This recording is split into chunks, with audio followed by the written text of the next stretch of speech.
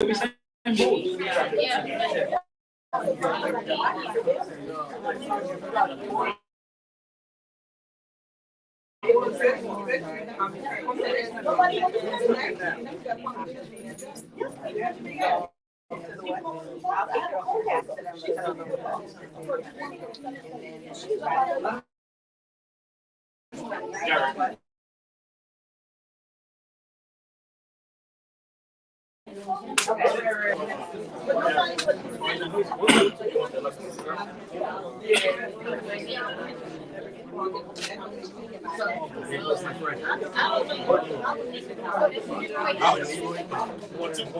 anniversary of hip hop.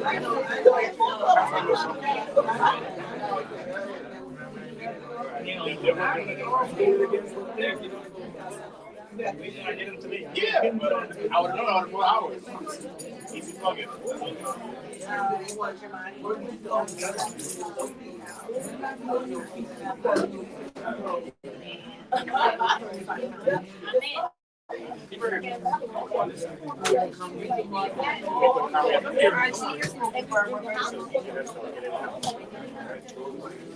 going on, bro? Yeah, hold on, brother. Good to see you. Tell him, what was it was?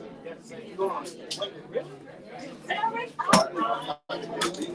Well, you know how to find me? They know how to find me.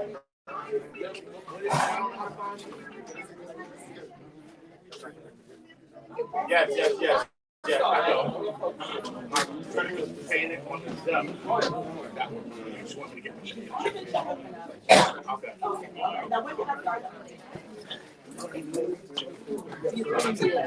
Well, now, okay. But you know, the Italians and now. Find out. That's what you get for me. Okay, I'll let you right now.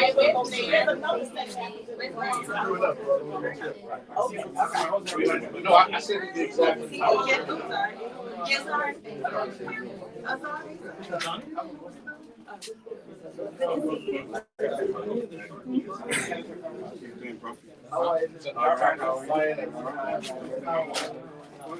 You don't take women. No.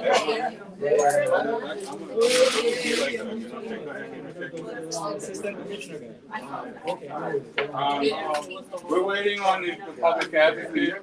He should be here in 10 minutes, but can we start? Is that okay with everybody? Yes, sir. All right, cool. All right, have a seat.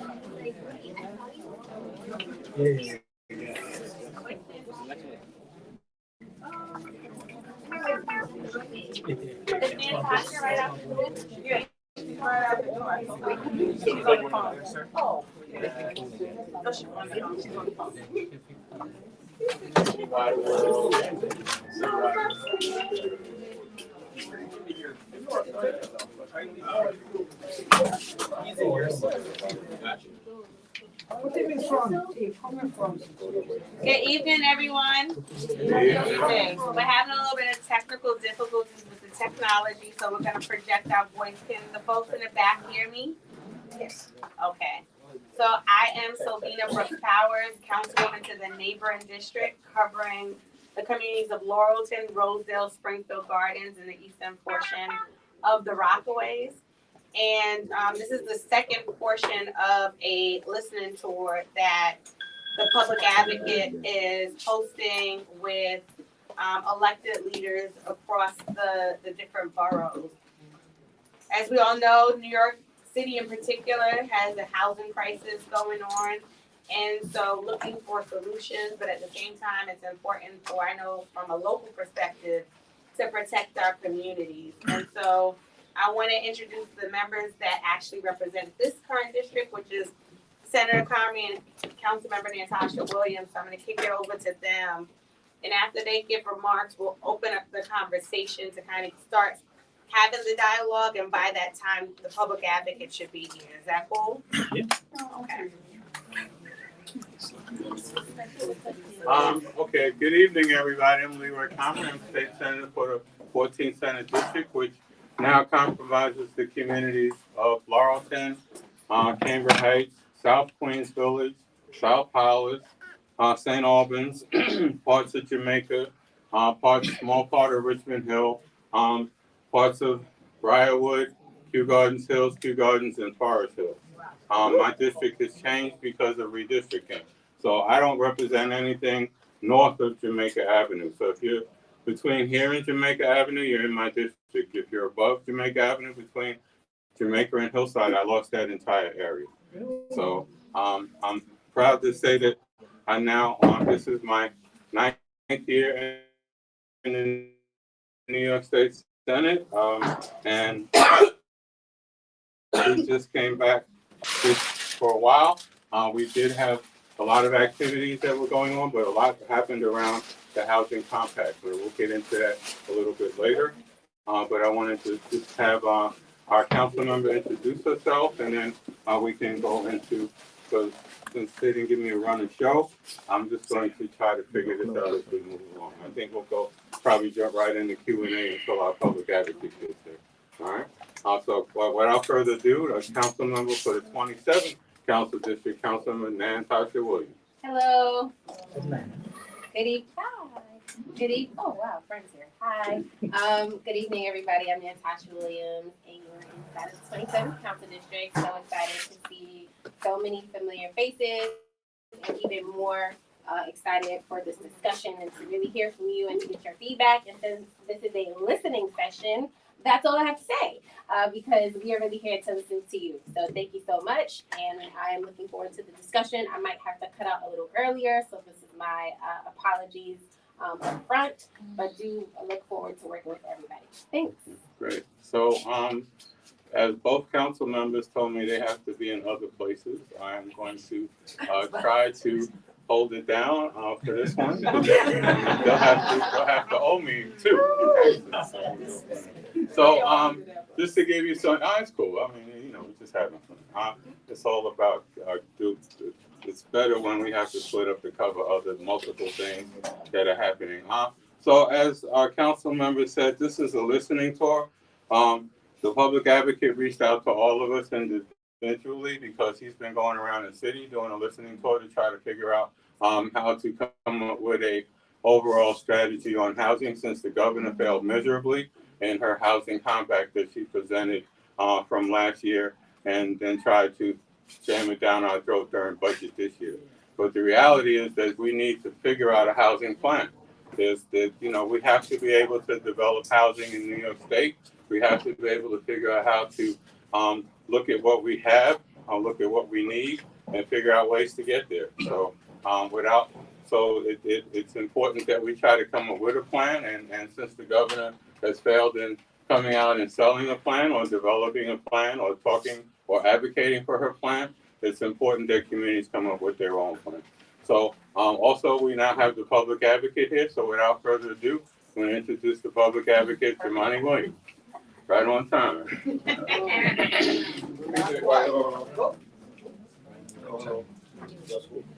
Oh. Set the stage for you.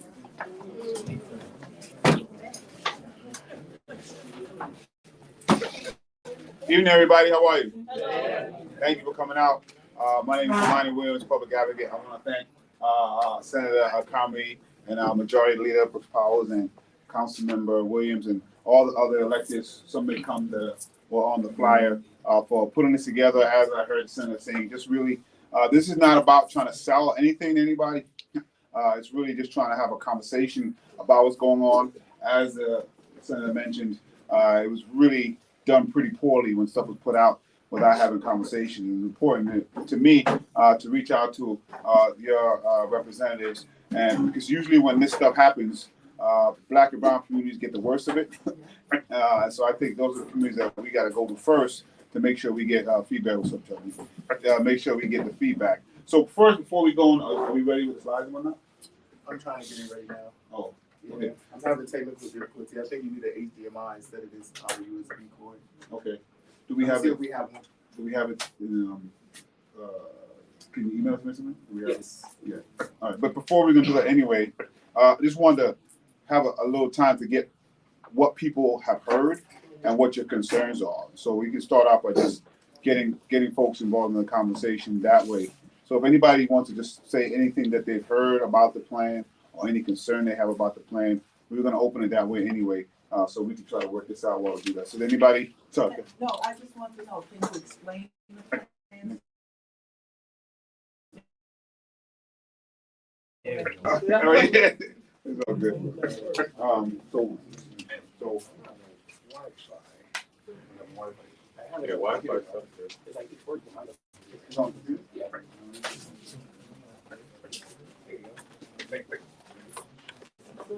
All right, so we can't get it up there right now? All right, so we have a beautiful presentation that's not up there. All right, so I'm gonna, yeah, soon as table, so I'll just walk through some of it, if that's all right, and I apologize. John, email it to me so you can work on here and trying to get it up. So the first slide talks about the governor's housing compact. There's like, I think there's 3 sections here, right? It's the governor's compact plan. It's an idea that our office had, and then it's the city council's. Yes. So the governor's housing compact plan. The governor proposed a housing plan to build 800,000 housing units over the next 10 years. She would require communities to meet certain housing benchmarks. So 1% every 3 years for upstate New York, and 3% every year for downstate New York. That would be a requirement. If the housing benchmarks were not met, the state would be allowed to override local zoning and facilitate the building of new housing. Cities and towns will design the rezoning rules for housing capacity in the way that best suits their communities. Then we have some pictures obviously you can't see, but the governor's plan relies on 3 key strategies to meet the projected need for an additional 400,000 new homes. The compact 3 main strategies: everyone does their part, statewide new home targets to unlock 149 homes. New homes near transit-oriented development through the MTA region. That would unlock 190 homes. Supporting localities to grow or stabilize tax incentives, office conversions, which basement apartmentization, which is part of it, which many of your representatives despise, and other funds. Oh, we good to go. Oh, okay, thank you. So I'm trying to just like just cut the space bar and change the So this one, we're not fancy like that. No. All right, so I'm gonna just go back so you can see the little thing we have here. So it's equity housing in the Southeast Queens. Can I hear you? Can I hear the slides?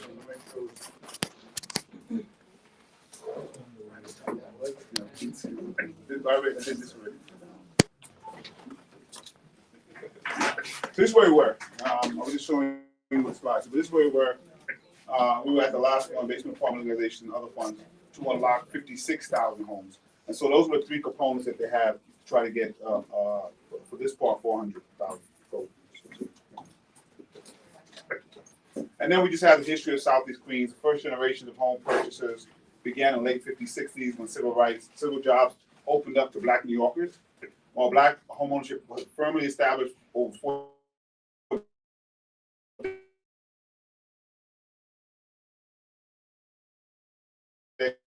decades.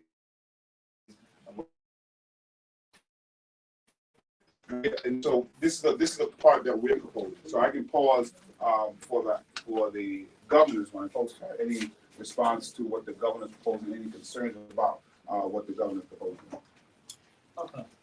So quick question, the basement legalization. How can you do construction if it doesn't go through DOB? Isn't that illegal construction if you do that upon development? So what the plan was, just so you know, is a very supportive. Some of your representatives don't like that at all. But just so the understanding is that they would want basement apartments that are now illegal to come up to code. And so it is illegal now because it's not up to code. But if that plan like that will go through, it will come up to code. I think everybody knows there's people living in basements. So the plan would be to try to get, not all of them will probably be able to even get up to code. But those who can, you want to get up to code. And the thing that we were mentioning is to make sure, one, that homeowners homeowners get funds to do that, so they don't have to pay out of pocket. And two, in exchange for that, you should probably keep the rent at an affordable rate, because you don't want people getting all this and then moving out. But even still, there's some real electors don't support that and don't want it. That I understand. Okay. All this excessive building would be a great impact on the underground infrastructure, the parking system. So I don't see how they can do all this building, because that whole, we saw it happen during Ida, and some people haven't got compensated for Ida, for the storm of Ida. And in basement apartments, as a local realtor myself, we were told, we were banned, we could not rent basement, well, not board of realtors, will receive realtors that we couldn't rent basement apartment because you have to have an exit to egress from. If you're down sub-level, you mean you only got one exit out, then you have to be something that comes on ground level. That's legal. So it's gonna be has to be a whole lot of adjustment to homes.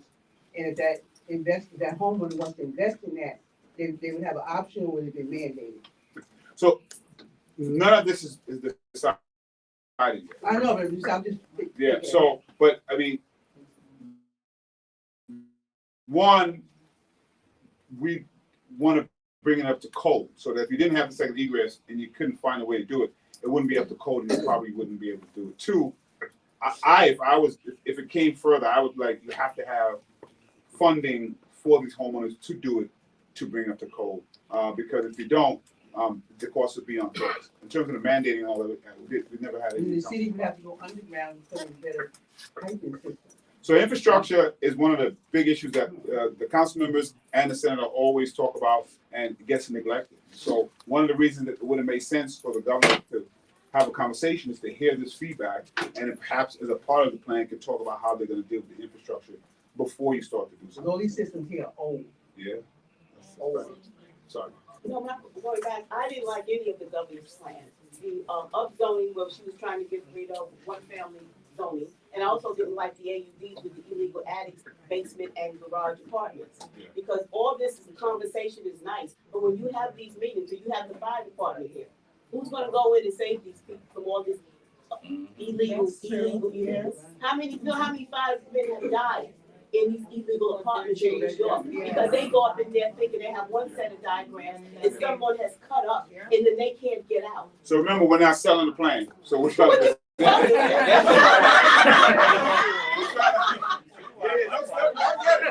to take it. But I'm here to present our ideas, the governor's plan, and then something else, so we can hear feedback, because conversations are things that have to happen. But to your point, if these things were legalized, they would then have to die. But my question is, rather than doing this, isn't there some vacant land like over by Cremore? There's 110 acres of vacant land. Go build some homes over there. Build what you like. So let me do something just really quick. I ask these 3 questions everywhere I am. If you've heard me ask the questions, don't cheat, just answer. Okay. Who here thinks that housing and homelessness is one of the top issues that we have in the city? Of course. And who believes that the answer to the homelessness is getting housing at the income that people can afford? True. That's true. And who wants to live next to a denser or taller building? A denser or taller building? Nobody. So those 3 questions, you ask them anywhere across this state, black, white, brown, rich, poor, everybody answers the same way. Yes, yes, no. Which means that we know what the answer is. It's difficult to get it done. But I would say, which was not part of this plan, which should have been, preservation, to have a plan that has at least 60% of preservation. But to the extent that we have to build, which we do, nobody. No, you don't. So yeah, we do. No, you don't. I hate that I'm gonna sell you. We have to build. Wait, Where they we already build. built on Jamaica is no. Avenue, and they're vacant. So we're gonna have to build in Jamaica, but just But they're give me 1 second. They're vacant, so. I got a Yes. question. Yes, hold on 1 second. I'm just saying, and Mike probably could jump in. I'm happy to take it. I just want to make sure. I'm happy to, no, I didn't want to disrupt you. I'm good. But the only thing I'm saying, to the extent that you have to build, it's hard to find people where they want to. Long Island is the worst, so we should. I mean, I don't know if people are on here, but they're the worst in the nation in terms of building housing, so we have to focus on that. And the question is, where else are you going to? And there might be places that have already met their density capacity, and you have to treat that density. So, yeah, so that's a possibility. The other thing is, you want to have conversations, because communities may tell you, I want to preserve this space here for what it is, but that space down there might be a place that you can go. And so those are all things that you want to have a conversation about, but you can't have that conversation unless you have the conversation. You're very eager to push back, so let me give it. I just want to make a point. Yeah. How many homeless people do you have in the city? How many homeless people? Probably about 90,000. That doesn't count. Say 100. That doesn't count the people who are. Let's say 100. That doesn't count the people who are not counted for because they're living overhoused. People have too many people in their houses now in their apartments. How many apartments vacant? That count goes. Do you have? That we've heard. And you got a lot. I believe you have a lot in Niger. Yeah. That's not being. About 2,000, 3,000, something like that. 6,000. Why didn't I rent it?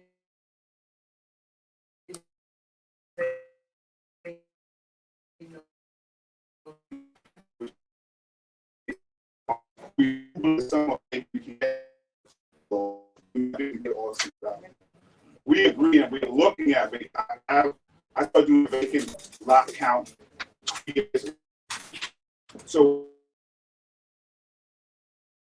the need that we actually have for that, we lose more housing than we can ever build because we're not preserving the ones we have. So we have to preserve, but we also have to build. So New York is New York for 2 reasons. We built up.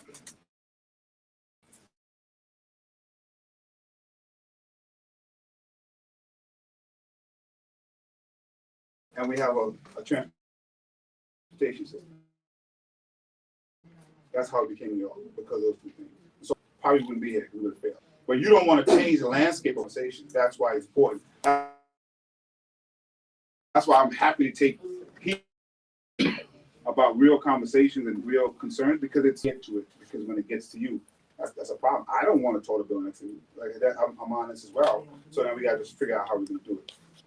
My question is, you have a lot of homes in our community that are vacant. Yeah. Okay, some were taken over because they lost the home or whatever, or people passed away. And why doesn't the city look into buying those properties and housing people so that they learn to live in a house, in a community, and feel a little bit better instead of living on top of one another, building higher and higher?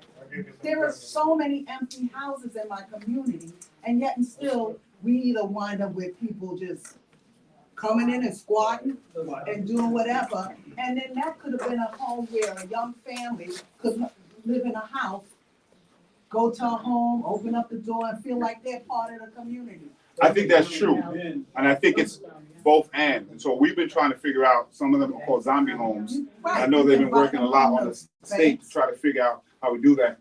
There are complications there that make it harder than we want it to be. I would love to be able to take all the vacant homes and figure out how to house people. In my former district, which is not unlike Southeast Queens and East Flowers, it's a lot of 1- and 2-family homes. And what we saw happen, and I don't know how it happens here in much Southeast Queens, but we saw some houses go down and some buildings go up. Mm-hmm. Now, just to be clear, your local councilman probably didn't approve those. What happened a lot of times, there was zoning already there that was never profitable. When it became profitable, people started doing it. So what we propose is like, let's do a contextual zoning so that we can protect the areas that are 1- and 2-family homes, and maybe spaces that already have density, you can give a little bit extra. So in exchange for that is what we try to propose. A lot of those houses are zombie houses, or they're banks, or estate property. So they have to be liquidated. The banks haven't liquidated them. That's why they're just sitting. Right. Because the banks are not doing what they're supposed to do. That's a fact. Right. That was just to deal with it. Legislation about zombie houses. We've been trying to push through legislation to deal with zombie houses. We're getting hellfire pushback from the banks because they don't want to move them quickly, even though it would even actually profit them to have them done. But they just taking forever. They push back on all the legislation, but that is something that we do need to organize even more members around, because a lot of members a lot of legislators don't understand the process around the zombie houses. So, but that's one of the pieces and planks that we're going to have to organize as an alternative, because we do have a lot of squatters.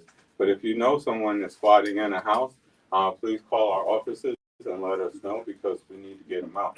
Too many people are taking over. And another thing, if you have a senior on your block or a senior in your area, please stay in contact with them, because more and more people are stealing houses from our seniors. So deed theft is rampant.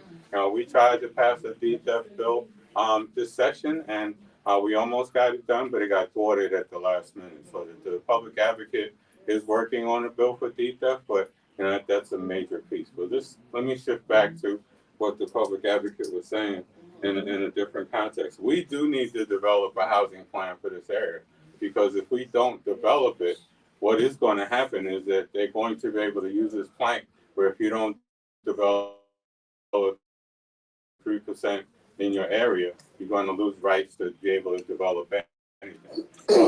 Or they're going to try to take away your right as a community to and usurp the zoning law. So there does need to be a serious conversation about what could be developed, what areas we could add more density to, what areas we can't, because we can't just depend on Creedmoor. Just to follow up back on that, because Creedmoor has some endemic problems that it may never get developed.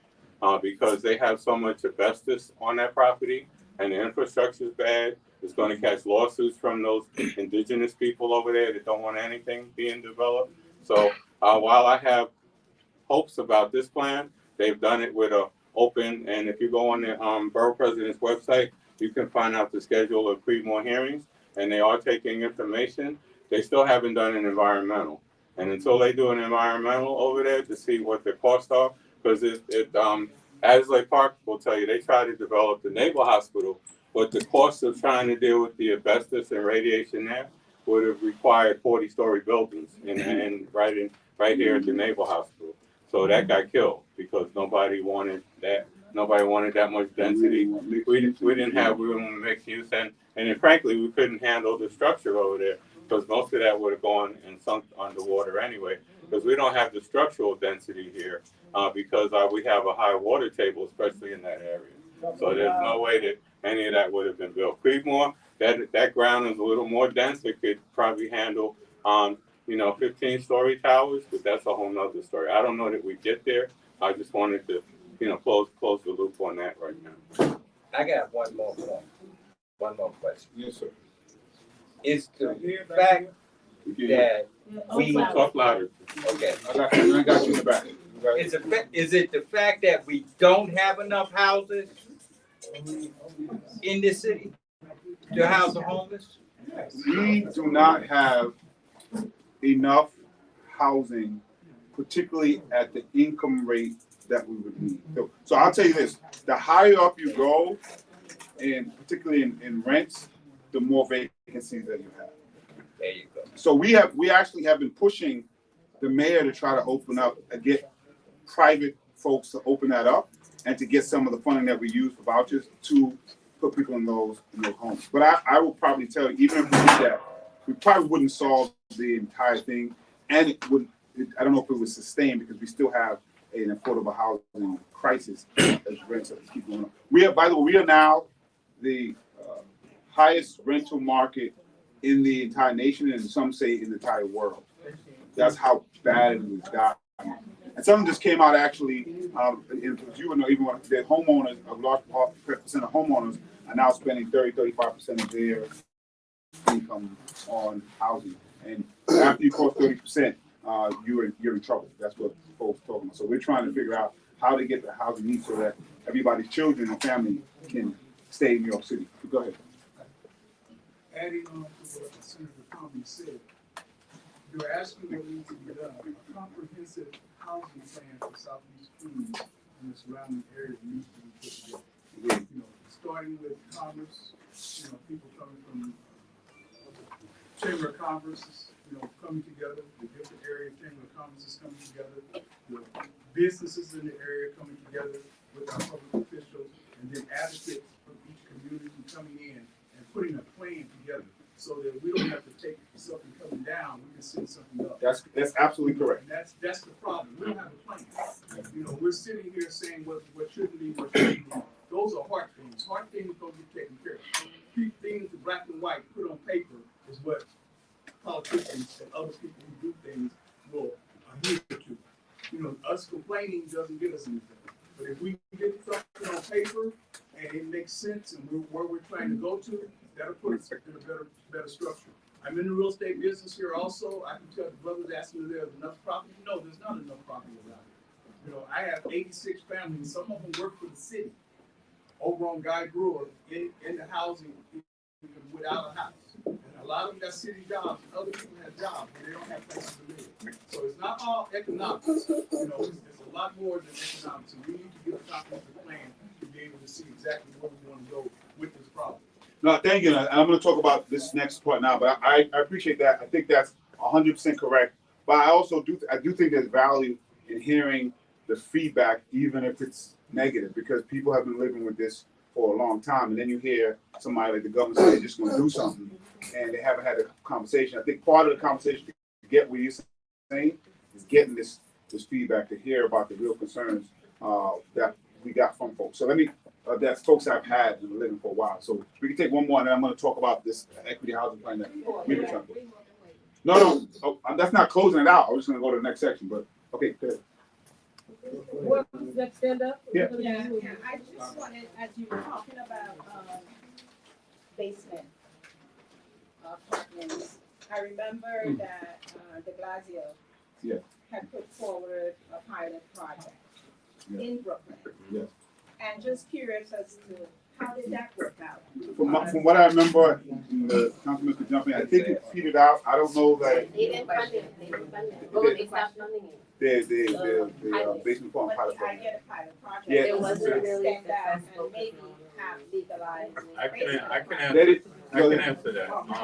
It's again, this is another reason why we have to develop our own plan. We cannot have theorists and people that want to create policy without having practical experience on the ground. This was another idea that some, as I call them, 80-pound graduate came up with that had never actually done anything. Once they went into the area and realized what was happening in that area was going to cost them over $200,000 to bring it up to code. That's for one. And for one property. And that was just way too expensive for anybody. So there were only actually 3 properties that got done in that project. So and again, the whole issue of basements, what is it? I'm forgetting. There's an issue with being able to get the sign off, just as the gentleman said earlier. You know, getting buildings, getting the fire department, getting heating, all of the regulations that have to get done to do it in a timely manner. But the biggest issue is cost, because the reality of trying to get a basement that's normally only 5 feet high up to code is 7 feet high. So you got to dig. Then how viable is that process if you're already saying it's a lot of money and you're asking the city to bring the. Well, again, like that's what I'm saying earlier. You got these theorists that are trying to develop housing policy. Unfortunately, we have both housing chairs in the state don't own a house. But anyhow, you know, and so you know, they're developing housing policy for the state. Most of the staff, I'm just telling Sharon you my frustration from this year. Most of the staff don't own homes. You know, so they're developing housing policy for the state. And most of the people that are coming and looking at housing policy have never developed anything. So that's why it's even more critical that we have a policy within our community. That's why, you know, we're going to be getting together with you on other times. As the gentleman said, if we don't develop something to protect the integrity of our community, theorists are going to come in and impose laws on us, even though they've never done it before. That's true. I can argue with that. And brown folks get hit the worst. Was there someone else? Oh, sorry. You know, she was waiting. I just wanted to know what created to have housing crisis and how long has it been applied? What the actual cause? I've been living in Jamaica. I've been living all my life. What caused it? And I would like to know what is the root cause of the housing crisis and how you're dealing with it. That's a huge, everybody wants to come to New York. There's not a nationality, there's not an ethnicity that doesn't want to come to New York. NYCHA's turned into a failure from going back into the, NYCHA's turned into a failure from back in the 80s where they stopped funding it on the federal level. You know, they don't build proper housing for the homeless. Putting people in congregate shelters is degrading to a person's self-esteem. This has been a failure of housing policy for the last 4 decades. And now this is the result of it. There hasn't been a decent housing policy since they ended the Mitchell-Lama program, which built Rochdale, which built Starrett City, you know, which built Co-op City. There's been nothing done at that scale since. So, you know, there's nothing that's being done to build a housing for workforce people on a system-wide level, you know, since the 80s. So I agree 100%. I also believe, and this is, I've been saying this, that I think housing is a human right for everyone. I think the way it's been developed in the past 40 years is more focused on how much money people can make as opposed to providing housing. And so we've tried to push back on that for a long time, but it hasn't happened, and it's led us here. So the costs are so out of control, people literally cannot afford their place. And then Rank Island on the tenant side is about to hike it up even more during this housing crisis. And so what they then did from the 60s, 70s and out, there were places that people didn't want to live. Black and brown communities didn't have a choice, so they stayed there and they built it up. And then people came and they wanted those spaces. So that caused the housing prices to go up even more, and nobody did anything about it. We passed bad housing policy after bad housing policy, and we're here. So I think we allow the economics of it to drive the conversation, as opposed to people actually needing housing, and government that vested themselves of trying to make sure the housing that we do have, like public housing, is properly funded. So NYCHA right now probably needs about $50 billion with the B just to get up to speed. That has nothing to do with maintenance, and the federal government is not doing that. Let me do one question, and I'm going to do this, and then I'll come back. So yes, but sir, sorry, sir. Okay, all right. So this we're going to skip to the council one. So sorry, sir. I told her she can ask questions, so she can ask. All the way. All the way. The city now paying over $2,384 for 1 bedroom per voucher, and you're saying that on the promise is affordability. How can anybody else compete with even the city now with the voucher? How much you say they're paying? Only $2,384 for a 1 bedroom. And $1,400 for a room. There you go. Yeah. So the city is a part of the process. No, wait a minute. But they had to up it because people couldn't get. I understand, Yeah. but I understand that. But now it's not affordable. So no, it wasn't affordable first, and then we had to push the city because people were carrying these vouchers and not getting the housing. One, people discriminate against the vouchers. But two, it wasn't enough for the money.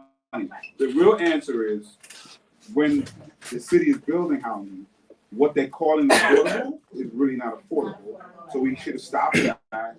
And two, we have to find a way to not allow the rents to go up as high as it is. But we can't allow both of those things to go wrong and then not get the vouchers to match with it. So you be the last one, then I'm gonna go to this. Yeah, we talk about in the 80s where some of these developments happen housing, and I'm looking and seeing the city giving permits to develop these high price rental all throughout the community. Yeah. Now, in the early days, you had like when the HUD gave loans for some of these developments that Mr. Comey is talking about, they had some of these programs called 80-20, where they would allow the developer to go market that was 80%, and then the 20% they had to provide for moderate income Yeah. None of that is happening anywhere right now. So- That would help to South. So 80, it's not 100% true, but all of it was problematic. So 80-20, that was the wrong numbers to begin with. Right. Building 8 units of Yeah, but market and 2 units was never going to work. Then they did do something called MIH, which did not go far enough at all, and it kind of tried to change that. But what they call affordable, you can at times go almost to $100,000 and it'd be listed for income and listed as affordable. That doesn't work, and so I've been pushing back against the city doing that for a long time. And thankfully, the state stopped some of the 421A stuff. We have an idea of how some of that tax money can be spent, and we're gonna go through some of that after we do the city council, okay? So this is, we have our councilman, majority leader here. They're gonna go through Speaker Adrian Adams' Fair Housing Framework. She's trying to put forward a framework of what they wanna do to try to get to address some of the issues as well. You want me to do it? We can do it together. Okay. So in the city council has begun taking steps on exploring on how we can be responsive to the housing crisis. So when the public advocate reached out to want to kind of come to the community and talk about the governor's plan and his plan, I thought it was a great opportunity to really kind of get feedback on what the city council has been considering while we're still early in the conversation. There's been no hearing yet on it or anything like that. So this is an opportunity to be able to kind of weigh in on it, and Councilmember Williams can chime in at any point. But what the speaker was looking to do is she was looking, you all know who the speaker is, Adrian Adams, councilwoman to the other neighboring district. And essentially, the council is looking to create a framework to have the conversation in terms of fair housing. And I know even internally we've had like the natural friction, because I think the senator had mentioned about the 2 housing chairs in the state being renters. And what I've found in the city council also is that a majority of the members in the city council are also renters. So members like Natasha and I, who are homeowners, we are the minority in the city council. And so it's really about working together to find a solution that meets the needs of the city, but at the same time, the key word that the public advocate used earlier is preservation. And really educating our colleagues about Southeast Queens in particular, the history of Southeast Queens, and some of the challenges we may have in terms of development. Development can't look the same elsewhere. Why I wasn't really supportive of the governor's compact plan or the basement apartments is because we don't have the infrastructure to support that. And I think it would be irresponsible. And so we still at the same time have a responsibility to, meet the needs of New Yorkers right now. So if we could go to the next slide. So here are some of the goals that are encompassed in this bill. So the legislation seeks to institutionalize fair housing in the city charter, to create a citywide fair housing framework, a plan for housing growth guided by equity to ensure all communities fairly contribute to addressing the city's housing crisis and build housing that is accessible to all, and increase preservation of affordable housing, anti-displacement resources, and neighborhood investments for underserved communities. And before you go, I just want to hone in on a couple things. So with my district, it's pretty unique in the sense that I have a part of the mainland, but I also have the peninsula, which is geographically isolated. And what I inherited as a council member was a lot of development that had begun and that's underway right now. So I'm getting to see firsthand what that looks like. So the gift in it is that, people are looking for affordable housing, right? So I remember talking to someone in the speaker's office one time saying, people calling about housing, we don't have anywhere to send them. But then we have a lot of housing right now in Rockaway available. So that's the gift. But the curse is, what does that mean to the community, in terms of that instant growth, that instant density? And I've also seen where the development can work, where you have communities like Arbor by the Sea that was community development, where you had nothing on the land. You build houses, one and two family houses. You built condominiums, affordable, and now market rate is coming.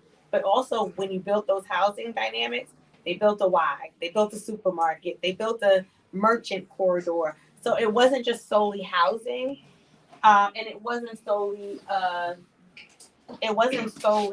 like low income or market rate.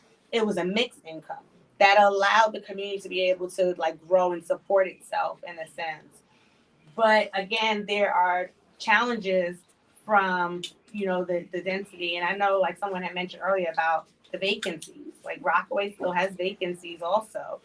And when I spoke to HPD about that, they conceded that they invested too quickly, too soon in one area, and not considered the fact that it's a geographically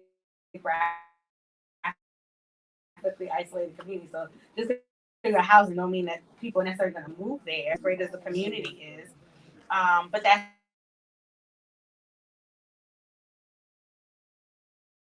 a reality. But that was a learning moment for them, expensive one. So I just want to hone in on that. And then also in Southeast Queens, we were hit with the foreclosure crisis. That's really talking about like increasing preservation of leasing families that have been here for generations in communities like Southeast Queens. Can you go to the next one? So the legislation creates a new city charter, section 16B, requiring the Department of HPD and city planners to compose a citywide fair housing plan every 5 years, with the first plan due January 2025 if this passes. The public hearings will be required in each borough in advance of the plan, and an annual reporting will be required beginning in 2026. Can we go to the next one? So what will be in each plan? So in each plan, they're looking for a compilation and analysis of citywide data relating to fair housing and equity. It's looking at goals and strategies to address disparities and affirmatively further fair housing. And then it's also looking at the citywide housing needs to identify the long-term needs based on quantitative analysis. Also, again, 5-year targets in terms of the income level. I will say in terms of the AMI, but the public advocate, like our AMI in New York City, as it pertains to New York City, does not make sense for New York. So about a week or two ago, I'm a little off on my time, I took a trip to DC with the speaker and the leadership team. We got a chance to meet with Secretary Fudge, the Secretary of HUD, and we talked about the AMI and the fact that it does not align with New York, because a lot of times when we set an AMI is set by the federal government. Yes, it's set by the federal government, the average median income. And the challenge with it is that AMI is something that's taken into perspective the nation.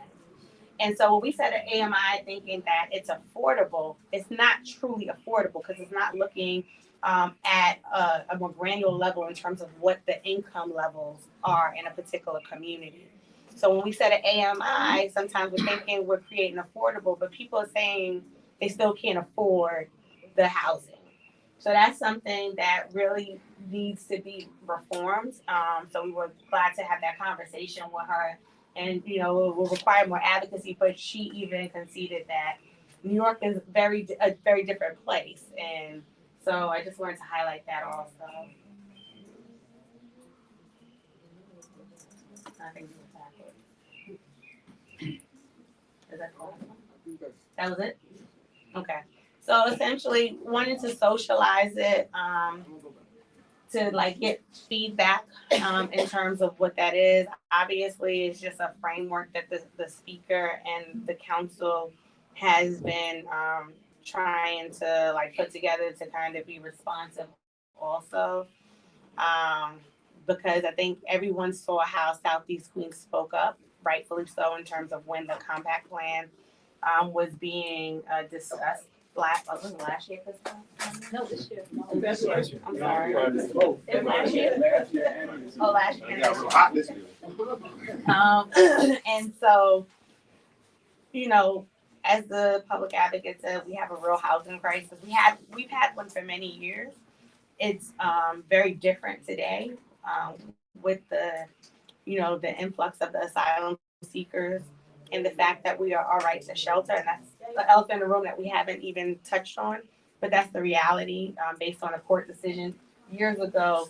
The city is in a position that we are obligated to provide shelter to people here in New York City. And so because of that, that's adding additional stress onto our social services. But even before that, we had a housing crisis.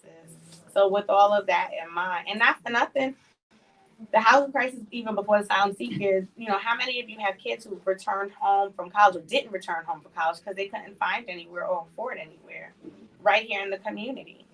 So like the housing crisis has existed. I think as a community, though, we have to really have the conversation on how we move forward. And in terms of the vacancy, the vacant homes, the vacant apartments, those are things that we're exploring in the city council as well. And seeing legislatively what we can do about that. Some of it will require us working with the state in terms of addressing it. But again, this is like the beginning conversation. And so I just want to thank the public advocate for creating space to kind of begin to socialize these thoughts to, make a spark so that we can have some conversation in Southeast Queens to help guide us when we're in City Hall or in Albany having these conversations. And I don't know if my colleague, Councilmember Williams, was saying. I'll say something, but it's not necessarily about the speaker's plan, but I'm actually just participated in a roundtable discussion talking about racial impact and racial impact assessments on what we do in the city. And our public advocate actually passed the bill in 2021. Yeah, he passed a bill in 2021 that actually requires for all land use and all land use matters for there to be a racial impact assessment. And there's some projects that have let out. The city has not yet been the applicant themselves because we know that when there's rezonings, area-wide rezonings, the city is the applicant. And so it remains to be seen how the city will do their own racial impact assessment. But the reason why I'm mentioning that is to say that there's been tremendous work on looking at place and space and how it impacts our communities. Because prior to that, I don't think there was a real analysis when developments happened. No one actually took the time to look at the statistics, to really look at the data, and to make decisions to ensure that our communities are not significantly changed and that we're not displaced. And so I just wanted to say that, and I just wanted to flag and highlight that in the 27th council districts, and also the 28th council district and the 23rd and the 24th, the downtown Jamaica area, some blocks spreading out of that, we actually just launched a community scoping process to really look at how we could address the many infrastructure issues that we've had for a long time, and also the very serious issue around housing. And so I'm excited for that. And I think that as we go through this presentation, we should think about some of these ideas, and we should think about how to even the things that we can incorporate in lieu of legislation, in lieu of other resources. We should think about how we can contribute and we can come up with ideas and work together to address many of these issues, because the city has said that they want to invest in our communities, not just build housing, but what other things, as Majority Whip Sylvina Brooks Powers just mentioned, Arvern by the Sea versus other development. So it's not about just building housing. And I think some of the things that I'm sure you'll talk about in a few talks about these creative ways to preserve our communities, to not just look at housing, but to look at our community as a whole. And for me, that's what I'm really focused on and passionate about. And the speaker's bill allows for this type of approach, right? Fair housing to be codified into law and for there to actually be a plan. So we live in a city and there's no real fair housing plan. We just kind of build and do whatever, but there's no plan. And so her bill will allow for that. Thank you. I can't say majority either. That's the other power. My bad. Thank you. I know our council member and majority have to leave, but thank you. One, two. My question is, Okay, I understand that we wanna invest in our community. When we have houses that go on the market, because a family member passed away and I don't wanna live here, so I'm going to sell their house. We see an influx of investors coming into our community and buying these homes and changing them. So how can the city become one of those types of people? You know what I'm saying? Like, instead of allowing the investor to buy the house, is it possible the family member could sell to the city? So I'm so glad you brought that up because even like I live in a condo building and like we're seeing that even in our building, like when people are selling and they're selling to investors because they can give you cash up front and it's the easiest thing. But as a community, we need to have that conversation. But also in the city council, there's a bill in there. I forgot. Is that it? Yep. It's also an anti-speculation. Okay. So there's a bill in terms of the not-for-profits to give them the first option. Yeah. Yeah. Okay. So the public advocates gonna get into that. So in the council, we're already talking about stuff like that so that people are not just getting rich like with these land grabs because we see like that happening a lot and being taken advantage of, and that contributes to the displacement and the gentrification in our communities too. And One thing I want to say really quickly, I'm so excited that the public advocate is going to talk about these 3 different initiatives that could really help address some of the issues here in Southeast Queens.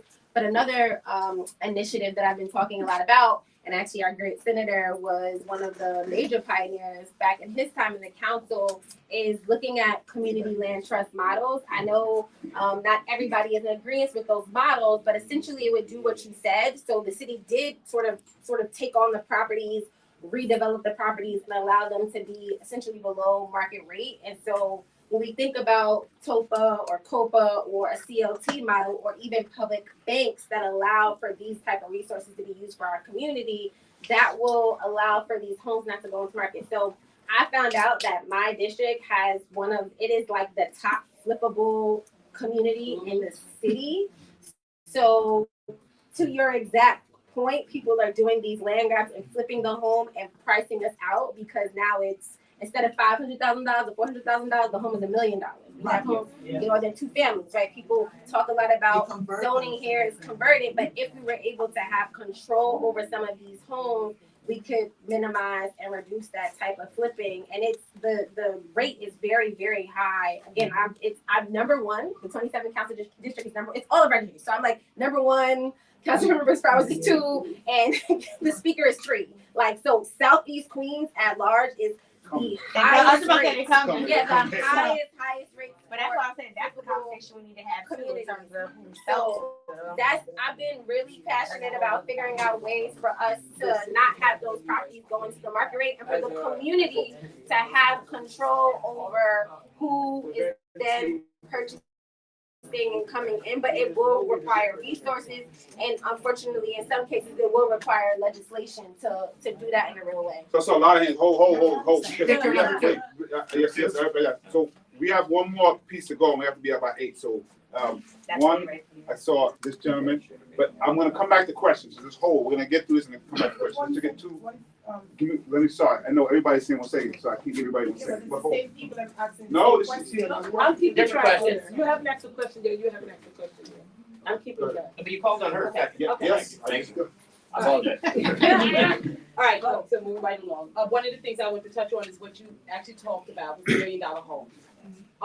Many of us here, I'll speak for myself. I cannot afford a $1 million home. Yes, I'm a homeowner in my community. So this is something definitely that we need to make sure that there is a watchdog, to make sure that in terms of loans and so forth, because we already had the mortgage crisis and I see it coming again with the amount of homes being priced out. Okay, and then the other thing, we have a lot of vacant buildings in our community. You have lamps, I call them slumlords, holding on to these. I really wish that some legislation would be pushed that they cannot do this, and so we can be using a community where affordable housing is needed. And the other thing, I'm sorry, Councilman, I'm trying to get it fast. All right, Councilman Williams talked about holistically looking at our community, and that's one of the things that I think is so important. And I've spoken to many of you here in terms of political officials via email or via phone in regards to, or in person, in regards to the track here in a bubble or dome over that track. Because in wintertime, we have our seniors, we have our people who are disabled, we have our youth teams, track and field. If you go over there right now, and I walked over, there's over 300 something people there. In the wintertime, that ceases. If you look at the stats of our community, we have a lot of issues with physical health, mental health, and we don't have that income where we can go to a gym. So we need the availability of at least a dome over that 400 track or even an indoor track. Because what's gonna happen is if we do get a dome, you're gonna get the people in Nassau County coming up here and the people from Brooklyn coming here, and that place is gonna be packed out. So I ask everybody if you can, I've spoken to some of you may have, or your people in your office may have spoken to you about it, but I really wish that you would look at that and consider putting that in the budget because it's something that is seriously needed. Okay, so 2 things. One, I have been talking to Senator Comrie's office and Assembly Member Alicia Hyman's office about something called vacant lot tax. So a lot of these like slum property owners that you're talking about, why they can hold the property, they can actually reduce their tax burden. So it's financially beneficial for them to keep the property vacant. So hopefully at some point, you know, we can get something introduced at the state level because it is state legislation, but that's one solution that I've been trying to work on. Another thing to what you said about the dome, I did speak to the Parks Department about that. We can talk offline about that because this is about housing. But essentially, and I see the executive director of SCPA here, because what the Parks Department did tell me is that someone has to run it. So it's one thing, we can put whatever capital money into creating a dome, but then somebody actually has to run that, and that was one of the significant challenges. So I will make sure you have my information. We can talk more about it, the feasibility. But I did make that ask out, ask them to scope out how much it would even cost. But the biggest challenge and where sort of I got stuck at is finding someone that can actually run that facility, make sure people are coming in and out. There's 17 directions that are right here and they're real willing and ready. One of the They're problems waiting for the okay. One of the problems with the zombie houses, the vacant houses, is you have to do something that is not, there's something called a taking. And so some of the things that we try to propose, they consume and say we're taking something from them. So we have to make the laws, make sure it doesn't run up against essentially with the Constitution. Man, yes. Yes. The point I hear these people talking about investors coming in. Yes. I live in this area since I was 18 years old, and I live in this community since I'm 18. I own 3 properties in this community. I'm also a promoter into this park. When you consider an investor, when you own the property and you're trying to buy one, I own 3. So when I own the first one and I'm trying to buy the other one, it's an investment property to the bank. So it's not necessarily means, and I was the first to my belief, block. and I'm not even talking, my belief is that they're speaking about people who come in who don't live in the community, not concerned about living in the community. Absolutely. They come in and purchase usually more than one home to jack up the price and then sell it. So it's always good to have people who are investing and live in the community. So my guess is folks weren't speaking about. Yes, but I get a fight from my neighbors because I was putting up a 2-family and I was the first 2-family in my street. So I mean, that's a whole nother. That's a whole nother thing. Let me just get to this.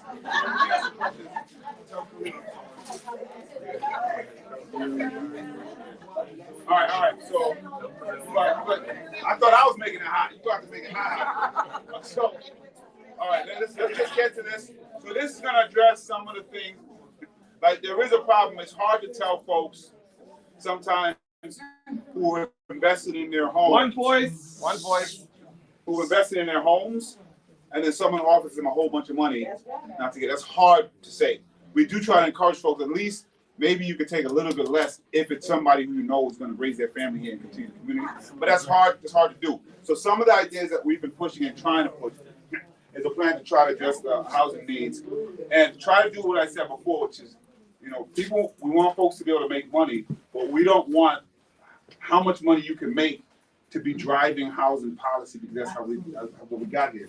So the plan not only takes input, consideration, but places the power to build and shape the community in the hands of residents. So our equity housing plan that we're trying to put together can be achieved by a number of initiatives, namely Tenant Opportunity to Purchase Act, TOPA, or Community Opportunity to Purchase Act, COPA, or Public Banking Act, which would do some of the things that you're saying, allow communities to purchase some of these things, give them the first right to do that, and then figure out how to develop. So you can go to the next one, and John, you can jump in. Communities like Southeast Queens are constantly under pressure from developers. The pressure comes without consideration of current residents. The equity housing plan will give residents of Southeast Queens the ability to shape their communities in the way they see fit, allowing residents to buy and develop affordable housing in the communities, repurpose vacant or abandoned properties for community needs, generate profit for the communities to reinvest into community projects. The Tenant Opportunity to Purchase Act. In 2021, New York's annual homeownership rate was the lowest in the nation at 55.4%. Queens has a homeownership rate of 45%. This is due to a number of factors: high home prices, stagnant wages, inability to save due to rising costs of living. So we know we have a lot of tenants as well. The Tenant Opportunity to Purchase Act gives tenants the first opportunity to purchase the residential property they're residing when it first goes up for sale. TOPA creates a pathway to homeownership for tenants as well. Necessary staff in allowing the city to pass the Community Opportunity to Purchase Act. So what's mentioned is that there are a lot of young people. This is John Francis, my who are you, public advocate for housing. Yes, my name is John Francis. I'm under this guy. I'm deputy public advocate for housing equity. So what was mentioned before, there are a lot of young people that are unable to come home or are unable to move out on their own. What TOPA would do is that would create a pathway to home ownership for them so that they can possibly own their own cooperatives under whatever CLT or HDFC there might be, maybe even a condominium based on what the community decides. So a CLT is a community land trust, which is a amalgamation of properties or buildings or entities that have all come together in order to share finances in terms of income and debt. So for example, NYCHA being a very good example, like a lot of NYCHA is funded by low income tenants. And so they're not really able to make up the shortfall because of a lot of the income is not being really subsidized that much by the federal government. What a CLT would do is it would take the high income buildings and use those to subsidize the low income buildings, creating a self-sustaining system. At least that is what we would hope in theory. Everything else would obviously be subsidized by a few other incentives that we create. In some of the spaces that we're saying where the cross subsidy is not enough, instead of 421A going to build what is building, then you can use that tax money to actually fund these kind of land trusts, making it so that it's actually, those 421As, we're losing billions of dollars and we weren't getting the affordable housing we needed. Does that currently exist in any cities, what you just mentioned? CLTs? Well, actually, CLTs exist here in the city. We have several of them. We have Cooper Square, we have Ravens Head, we have East New York CLT. We actually have like a few homes in the district that are in a CLT. There you go. Yeah. So COPA, the Community Opportunity to Purchase Act, you heard some of it already. Community Opportunity to Purchase Act gives community land trusts and not-for-profits the first opportunity to purchase residential property in New York City. Community land trusts are based on the Mitchell-Lama style, which the senator mentioned as well. So a community land trust is made up of Mutual Housing Authority, MHA. So just to make a distinction, so TOPA is the state bill, and that's what would obviously give the city authority to then pass the Community Opportunity to Purchase Act. So the state has to go first and then us. Mutual housing associations are a building and the MHA share income and expenses. They also share a common reserve fund. And this way, the higher income buildings, as mentioned, subsidize the low income buildings. And in addition, maintenance costs and the overall debt burden of owning the building is spread out. Lastly, a collective, they are able to access more reasonable financial practices as they possess a low financial risk to lenders. And Southeast Queens Public Bank. Many Southeast Queens residents and their families have been subjected to deed theft and fraud. Private banks and entities have been complicit in this. If the Public Bank Act is passed by the state, the public bank would add an extra layer of protection and accountability. It would also offer additional non-predatory financial services to homeowners, residents, COTs, and nonprofit organizations. So just kind of add on to that. So it was mentioned many times that why doesn't the city or the community go into the business of buying up these properties? Mm-hmm. If you all as residents were able to form your own CLTs, you would be able to seek financing, maybe from private entities, but most likely from a public bank that will be able to give you the money you need to purchase these vacant properties and build them up the way that you see fit. Oh, God. Are you finished? One second, bro.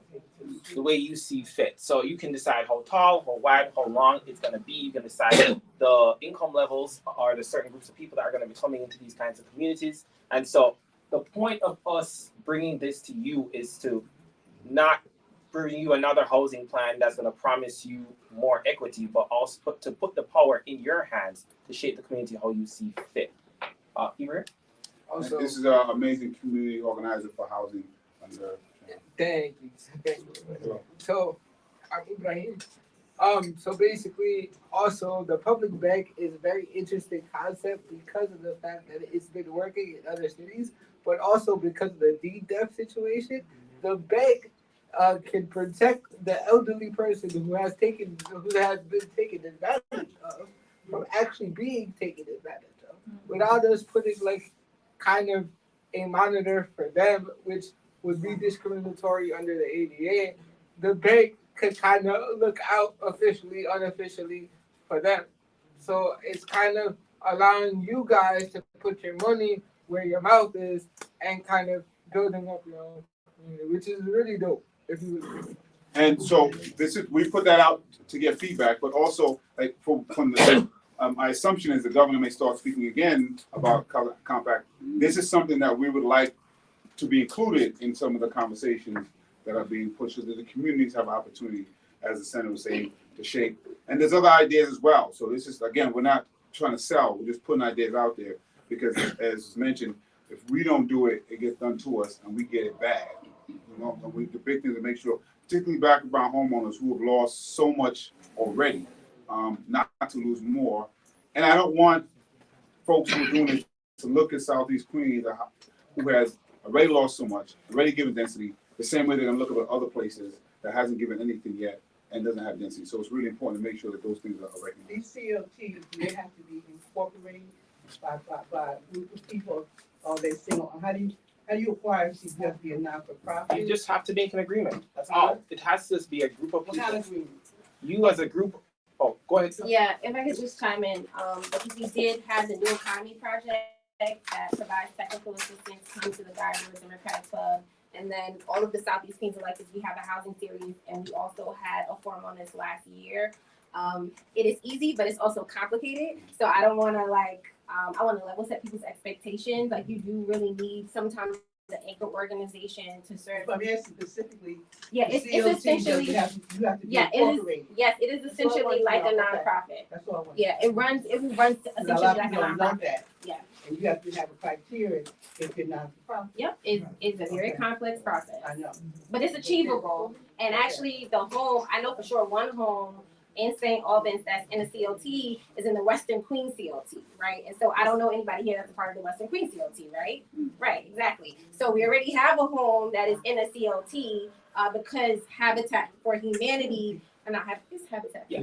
Habitat for Humanity redid the house, but they're in a partnership with a CLT, and so the partnership with the CLT allowed for that house to be placed in that CLT.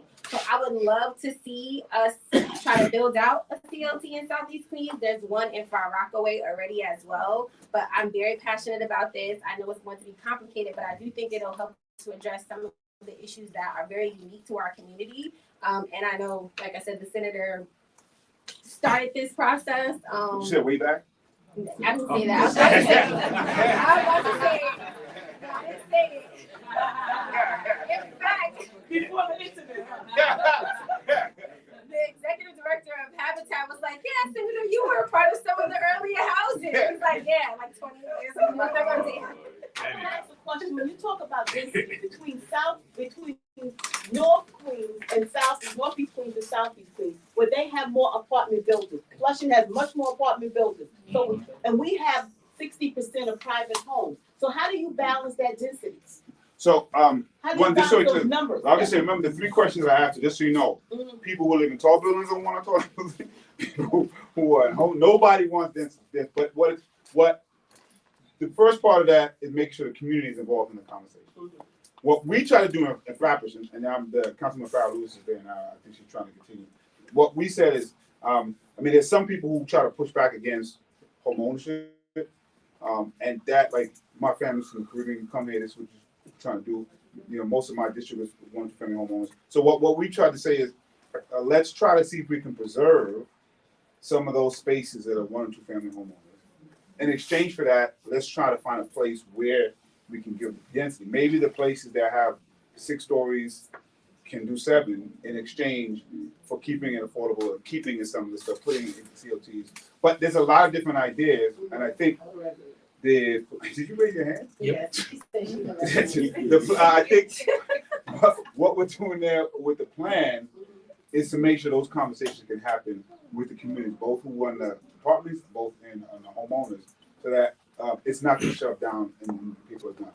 Hold on, there was some. I want to add to your answer. So when I hear density, is also the fear of people coming in. But what this is for, it's for you, because there are a lot of folks that the PA mentioned that are considered unhoused, that are just kind of couch surfing or just living with their parents, who need a place to stay.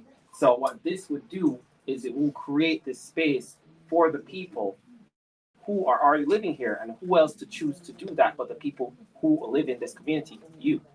Let me get her. Because we're on the topic of CLTs, I'm trying to get some new voices, but give me a second. I see. So I was in an organization called Chaya CDC. We're a housing organization that's been in Queens for 20 years. I'm also a housing attorney. I've been one for 20 years, and I started my career in Queens.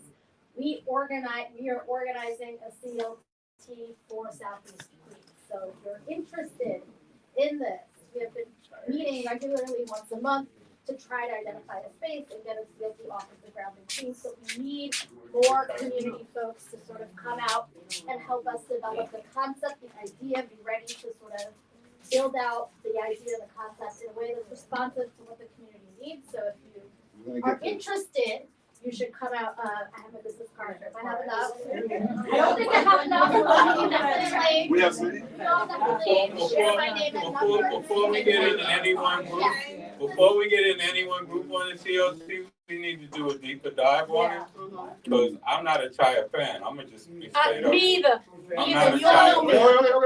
The last two projects Chaya was supposed to do, they failed on. So but the idea of saying, I give you answer. You actually said, but you everybody heard what you Hold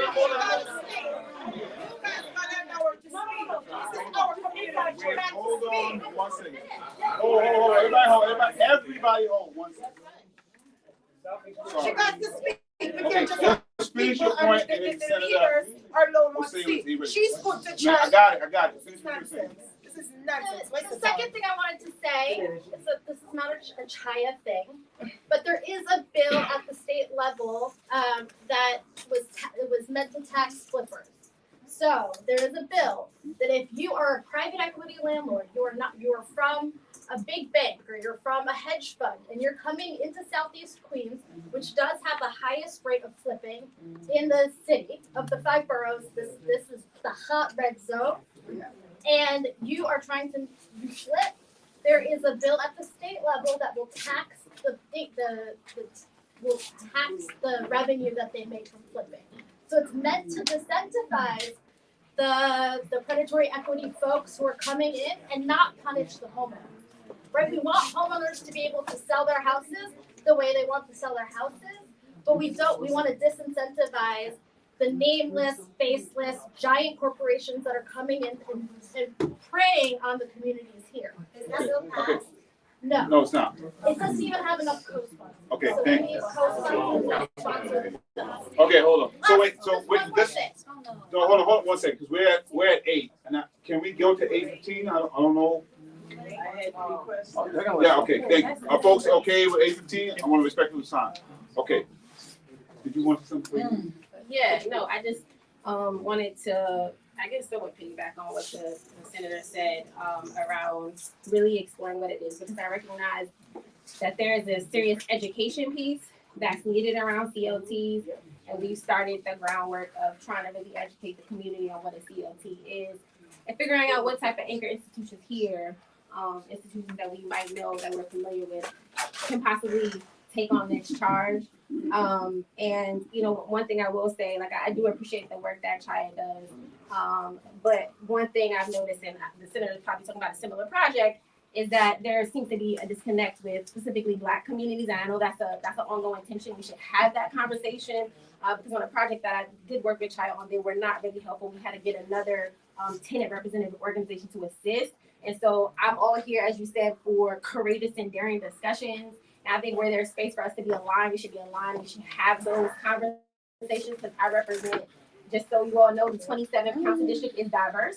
It is not only Black people that live here. We have South Asians, we have Indo-Caribbeans, and we actually have a very large Latino population that no one even realizes. And so for me, I know that I represent a very diverse community, but I also recognize that our communities are not created equal and that we all have different values. And I try to focus on where there is alignment. And I know there is probably a lot of alignment there, and we should have those courageous discussions that have not been had. But at the same time, similar to what the senator said, we have been working.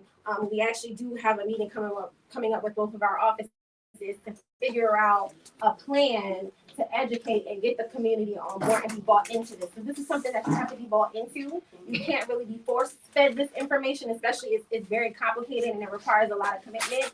And as council members and as senators and assembly members, we can't do a CLT for you. We can help to fund a CLT. We can continue to pass legislation that allows CLTs to thrive and prosper, but it really does take community investment by way of an organization or other institutions. So I have to go because I don't want Assemblywoman Hyman to be upset with me. She's having a Father's Day event. So for all the fathers, happy Father's Day. And I do look forward to having this conversation. I want to thank the public advocate for always being brave and courageous to create this space for us to have these conversations. Because the problem is we often don't have these conversations. And then you see a bill and something happens, you're like, I hate it. And then you just want to go, you want to just kill everything. Instead of having these conversations up front. And They're here now.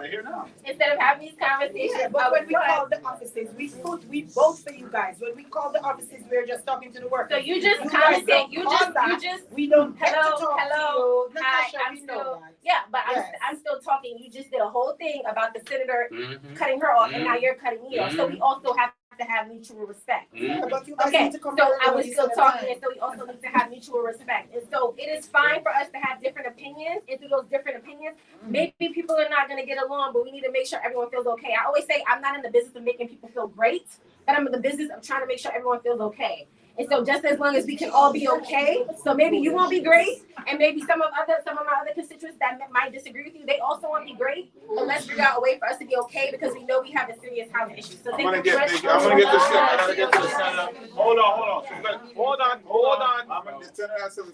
I'm gonna say these conversations are always gonna be difficult at times. This is not abnormal. So nothing abnormal is happening. We just have to move. Let me first apologize to the young lady attorney. I didn't mean to cut you off. It's just that I was the first elected official to fund Child. So we're gonna go back to what I did in the beginning. I was the first elected official to fund Child. You can check the records. But since then, Child has gone left, and they haven't been helpful to our community. I'm sorry to say that, but I just gotta tell you my lived experience. And I say that to say that I think the CLT could work, but I think that it needs to be community based. And so we need to do a deep dive on it so we can understand how it works. And I would like to see it be community based, not any outside organization that's doing it unless we choose that organization after research. That's what I'm saying. Don't jump at the first thing that you see because this is some serious stuff that we have to deal with. We have to come up with a housing plan for Southeast Queens. So if we don't do it, they're going to do it to us. So I'm gonna stop there. But also, two other pieces of information. Senator Sanders did pass a bill for a public bank study to be done on the state level. He deserves a round of applause for that. Also, he was the author for the reparations bill, which was done.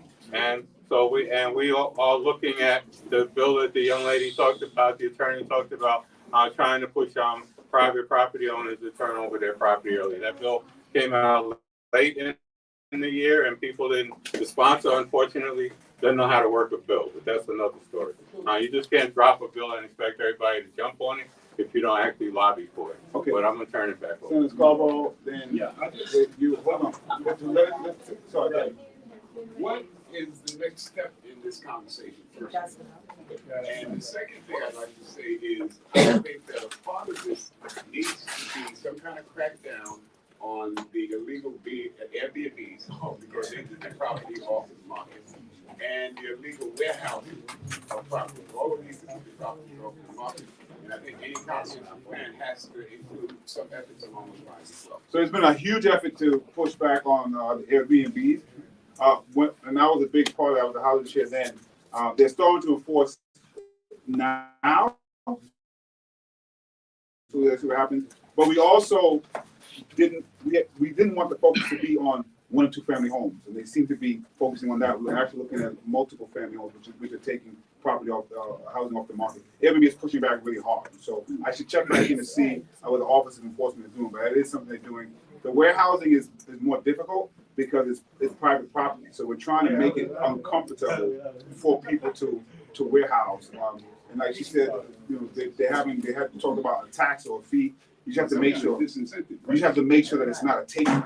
So they're really trying to figure out how to word it so that we're not taking something from someone. But I don't disagree. And this is the first conversation. And my hope is that all let's get back together and we continue it. We're going to get the feedback, put it on paper, and then try to move forward. Sir. Yeah, I just something slightly different from what you are talking about here, sure. But it also impacts home ownership and retention in the neighborhood, where a lot of seniors in particular lose their property for taxes.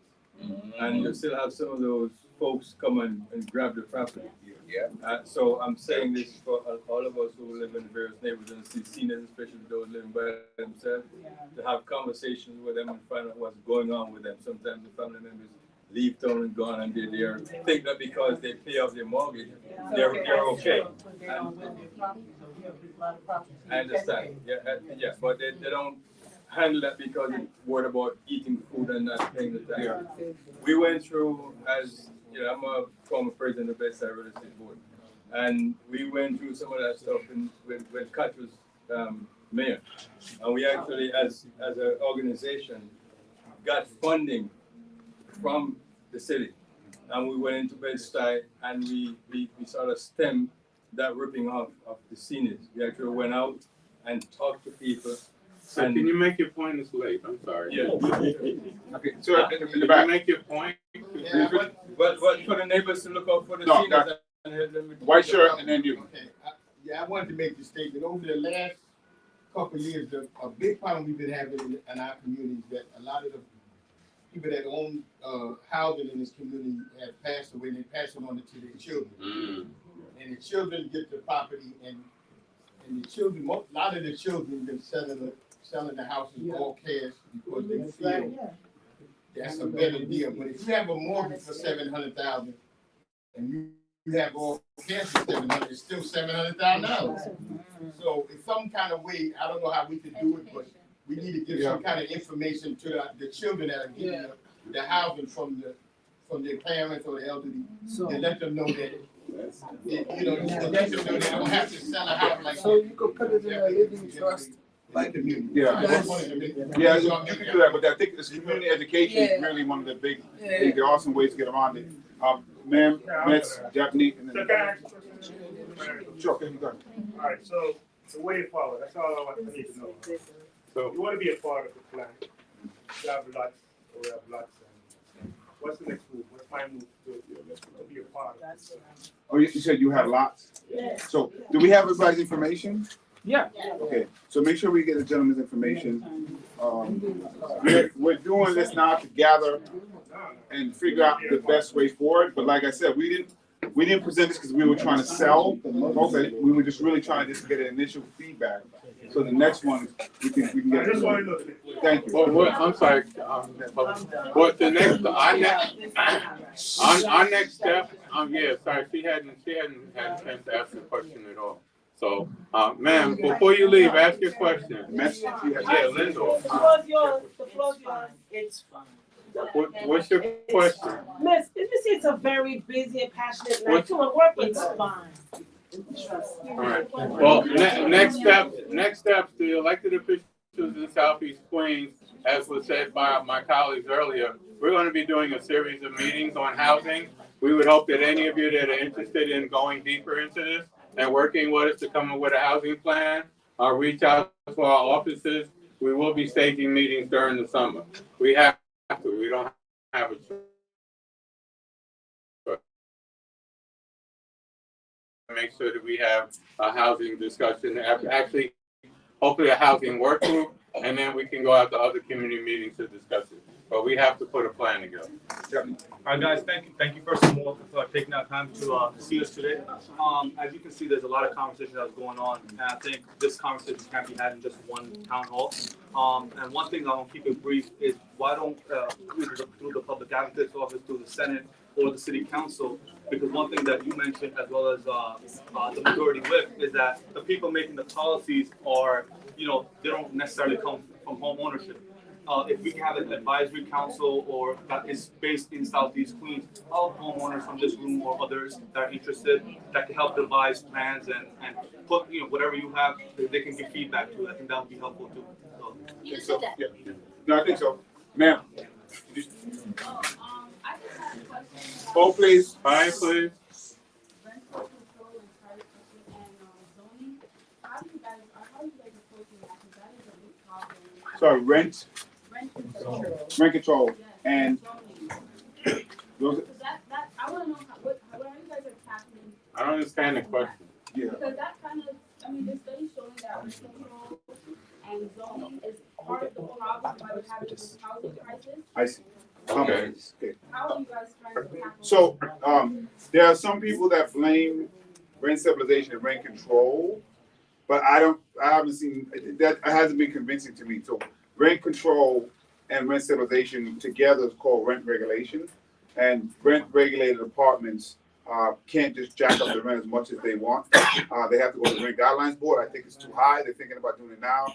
But I want to tell you one of the things about rent regulation that people don't talk about is the automatic lease renewal. That is actually very important because, I've worked in a house for 20-something years. So my work when I was doing with tenants, they would come to me and ask for repairs, and I would have to ask them if they were rent regulated.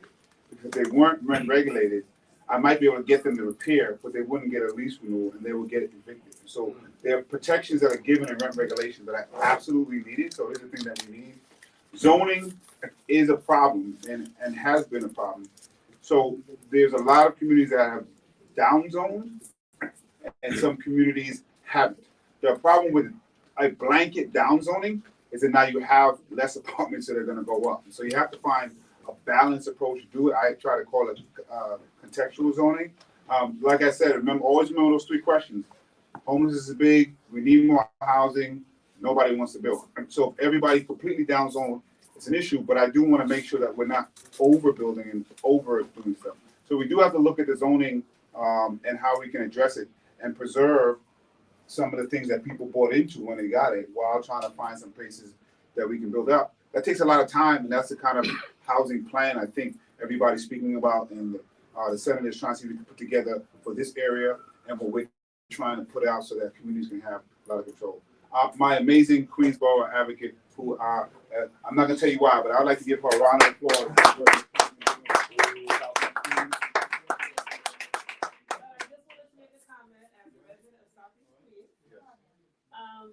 As you said, there are many issues that we're very hesitant about.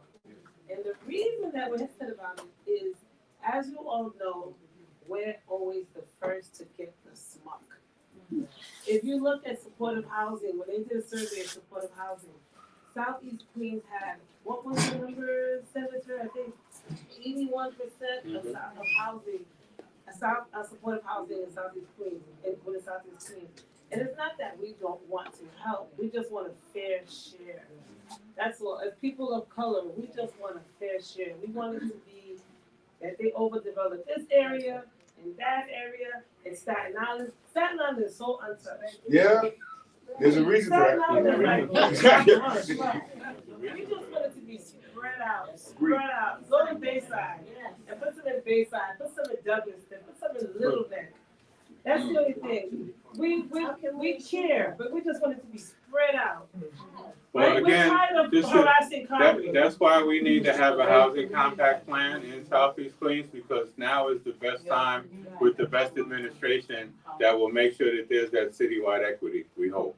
I put a codicil on the end. But that's why we need to develop a plan now that we have a mayoral office that understands that there's an imbalance and that Southeast Queens has already done more than its share in support of housing, homeless housing, housing for folks with vouchers, and also more housing for mentally ill than any other community in the city practically. But we need to come up with a housing compact so that we can protect what we have, to figure out where we can build, where we can do it, where we can protect, and how do we preserve it, and how do we justify what we do.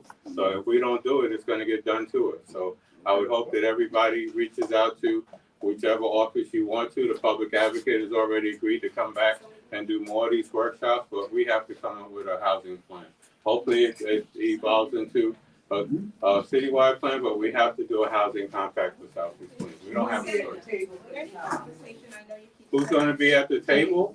Whoever wants to be at the table, and then we'll ferret it down, because at some point we got to get away from rhetoric and finger pointing and get into people that can really delve into legal expertise. Yeah, oh, definitely. And I just want to piggyback on what the senator said. Anybody who's an organizer can tell you it's really best to have one voice. If there's a meeting, like today's meeting, it's really best to get together before the meeting as groups and figure out the one voice. Because then it's a little less clear. And then the issues are actually addressed. That's pretty much, I think, what Congress is saying. To have one voice that can speak for blocks or organizations. So I don't want to I appreciate Roy Wilkins and the rec center. I got you. I don't want to overstay our welcome. So I'm going to take 1, 2, and just wrap it up after that. Yeah, just any thoughts too, talking about having follow-up meetings and so forth. Any thoughts to developing a task force that grassroots, because I think that's what the senator's talking about. So exactly. it will be a Yes, that's exactly what the senator's talking about. It'll be whatever name you want to call it, but it'll be community based.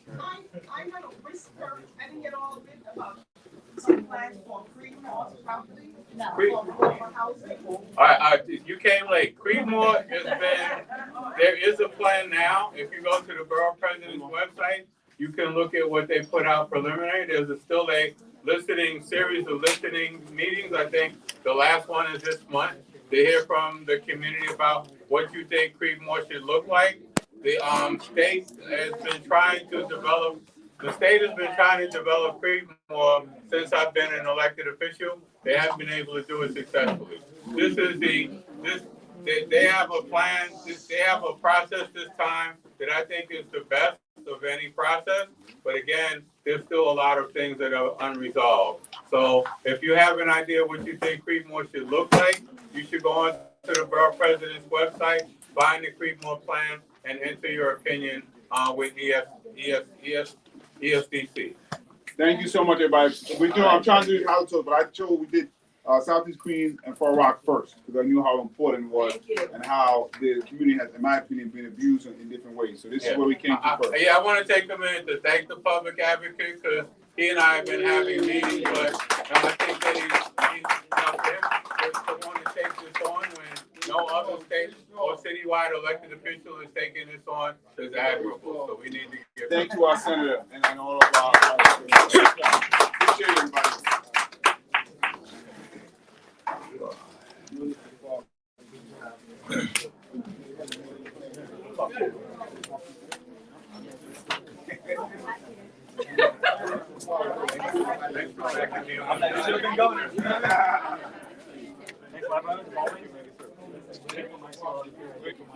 We talked briefly yesterday, right?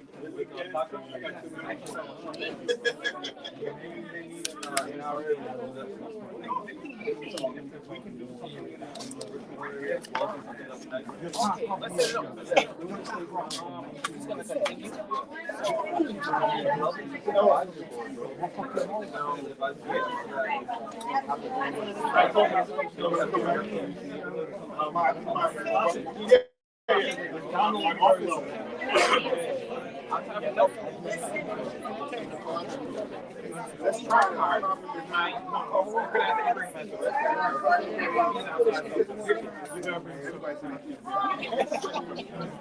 John. Thank you. Sorry the phone system work. It's okay. Yeah, you guys had a good time? Yeah.